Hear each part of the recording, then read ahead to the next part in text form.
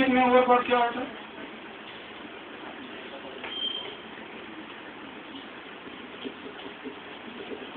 Overbought होता है नहीं होता स्टैटिस्टिक?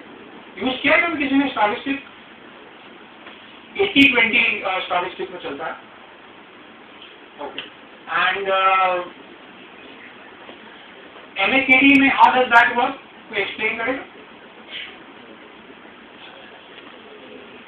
कभी किसी ने यूज किया MACD? आप लोगों को कोर्स में है क्या MACD? ये टेक्निकल पैरामीटर्स अभी है कि नहीं है? सिस्टम है? अच्छा किसी ओके ठीक है, तो ये सब पढ़ा नहीं आप लोगों ने? ओके चलो ठीक है, next day we will keep a lecture basically on technical analysis. Next okay, what is equity research? Basically जैसे हम कहते हैं कि hunting a stock, when you hunt a stock, when you value pick a stock कि इस particular market में technically या fundamentally या डेरिवेटिव के थ्रू कौन सा ऐसा स्टॉक है जिसमें आपको अभी इन्वेस्ट करना चाहिए, that is basically equity research. Okay, next technical analysis. ये क्या रिलायंस है? रिलायंस से लग रहा है। ये आप देख रहे हैं रिलायंस का चार्ट है, थोड़ा सा पुराना शायद एक डेढ़ हफ्ते पुराना चार्ट है। किसी को कुछ समझ में आ रहा है कहाँ पे डबल टॉप है, कहाँ पे रेजिस्टेंस है, कहाँ पे रेजिस्टेंस ब्रेक हुआ, सपोर्ट ब्रेक हुआ? कोई एक्सप्लेन करेगा?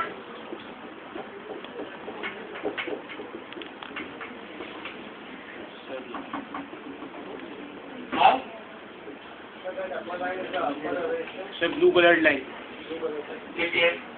Sir resistance level. क्यों ये दो लाइन क्यों बनाई मैंने? सर चैनल है ये, right.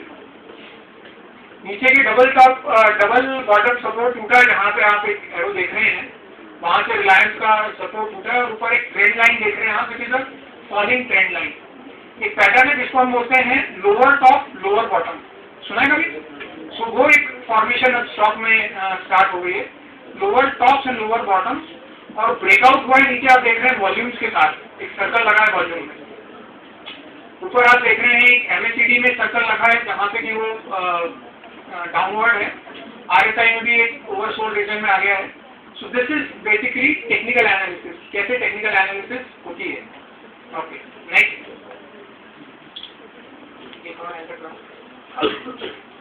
Fundamental analysis. Fundamental analysis में आप बेसिकली EIT फ्रेमवर्क पे वर्क करते हैं, economic, industry and company analysis. Economy में आप ब्रॉड इकोनॉमी देखते हैं, इंडस्ट्री में आप सेक्टर देखते हैं कि वो पर्टिकुलर सेक्टर कैसे परफॉर्म करता है, और कंपनी में आप उस सेक्टर में डिफरेंट कंपनीज को देखते हैं कि क्या रेशियोज हैं, क्या EPS, PE रेशियो क्या है, बुक वैल्यू क्या है, रिटर्न ऑन नेटवर्थ क्या है, सारी चीजें आप देखते हैं, उस हिसाब से आप स्टॉक्स पिकअप करते हैं। अच्छा, next please, derivative analysis. When you analyse a particular derivative contract, future and options को आप देखते हैं, OI एनालिसिस करते हैं, पुट कॉल रेशियो देखते हैं। PCR क्या होता है बताएगा? पुट कॉल रेशियो ये भी आप सर्च करना, मेरी एक और हमें शायद सेमिनार रखना पड़ेगा डेरिवेटिव एनालिसिस का।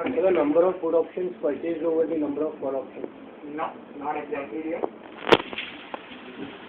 The open interest of put options divided by the open interest of call options in a particular contract. As in Nifty ले रहा हूँ मैं, Nifty की सारी सीरीज ले लूँगा, starting from let's say 4,400 to 5,500, सारी सीरीज को मैं एडअप कर लूँगा, उसके थ्रू में PCR फाइंड आउट होता है। ओके, ठीक है। Portfolio management, when you mix all the three analysis together and you manage a portfolio, because managing a portfolio needs fundamental, technical and derivative, all three aspects of the market. So जब आप तीनों aspects को mix करते हैं और एक portfolio बनाते हैं, पोर्टफोलियो मैनेज करते हैं, that is basically a portfolio management. So what is the difference between investing in mutual funds or go for PMS? Great, ठीक है।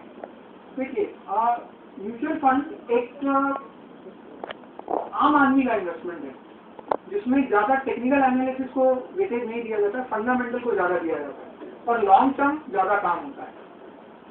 डेरिवेटिव अगर आपको मालूम हो, म्यूचुअल फंड में एमपी ने सिर्फ हेजिंग के लिए यूज करने के लिए अलाउ किया है। You can not trade in derivative until unless it's an arbitrage fund. तो एक पीएमएस में क्या होता है, सिंपली मान लीजिए मैं पीएमएस कर रहा हूँ, I open a demat account, trading account with let's say Motilal Oswal. वहाँ पे मेरे ट्रेडिंग अकाउंट में पोर्टफोलियो मैनेजर डेरिवेटिव में भी ट्रेड करेगा, ऑप्शंस में भी ट्रेड करेगा, फंडामेंटल में ट्रेड करेगा, टेक्निकल कॉल्स भी लेगा। That is more of an active portfolio and mutual fund is a passive portfolio. आपने एक स्टॉक ले लिया, सो गए 5 साल के लिए, 1 साल के लिए, you are not looking at that stock because the reason is आपने लॉन्ग टर्म के लिए लिया। चर्निंग वहाँ पे कम होती है एमएस में, यहाँ चर्निंग ह्यूज होती है। So that is the basic difference. It's more customized. Yes, it's a more customized sort of thing. Because वो आप ही के डीमैट अकाउंट में ट्रेड कर रहे हैं। Next please. Career opportunities. देखिए, भारत में डिस्पाइट दिस ग्रोथ आज भी सिर्फ 2 से 3% लोग ही हैं जो बाजार में पैसा अपना इन्वेस्ट कर रहे हैं, डायरेक्ट इक्विटीज में इन्वेस्ट कर रहे हैं। As compared to 40% in USA. USA में अगर 100 रुपए सेविंग है तो 40 रुपए बाजार में आता है, इक्विटीज में आता है।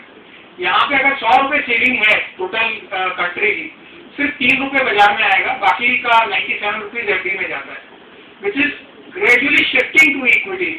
क्योंकि जब जितना अवेयरनेस बढ़ेगा, जितना इक्विटीज में ग्रोथ होगी, उतना पैसा आपका बाजार में आएगा। सो स्टिल यहाँ पे बहुत ज्यादा आगे बढ़ने का स्कोप है इंडियन इक्विटी मार्केट्स में। आप देखते हैं, अगर हम आज की अगर पॉपुलेशन लें 120 करोड़ की, इसमें से 60 करोड़ ऐसे लोग हैं जो सेव करते हैं। 60 करोड़ में से 3% विच इज 18, कुछ 2 करोड़ लोग के आसपास डीमैट अकाउंट्स हैं, 2 करोड़ डीमैट अकाउंट्स हैं। तो आज भी 58 करोड़ लोग ऐसे हैं जो अभी इक्विटी मार्केट्स में आएंगे। जो वो आएंगे, अपॉर्चुनिटी ज्यादा होंगी, एम्प्लॉयमेंट बढ़ेगी और इक्विटी रिसर्च एनालिस्ट की रिक्वायरमेंट ह्यूज हो जाएगी। बिकॉज मार्केट्स इतने ज्यादा कॉम्प्लिकेटेड हो गए कि you need a financial doctor.